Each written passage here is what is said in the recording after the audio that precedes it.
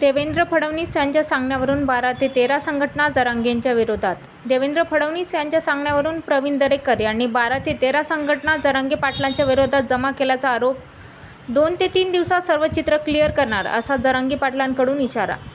कारण 12 ते 13 संघटना फडणवीसांच्या सांगण्यावरून दरेकरांनी जमा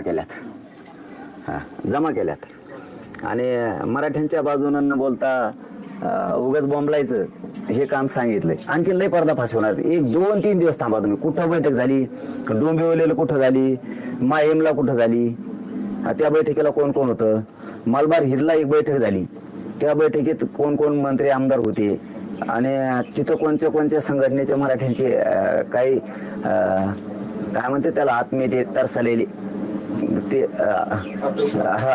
अतृप आत्मी हे खूप होते की ते आता दबाव आणून बाहेर काढले म्हणा किंवा काही म्हणा.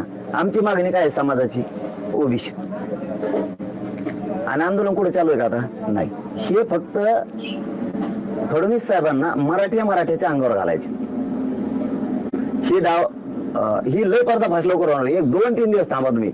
ज्या डिटेल माहिती आल्यात त्यामुळं हे काय जे चित्र आहे ते क्लिअर होणार आहे. कारण सगळ्यांचा उद्देश काय? मराठा समाजाला मिळणार. एक भावना असली पाहिजे. बघा काय भावना असली पाहिजे.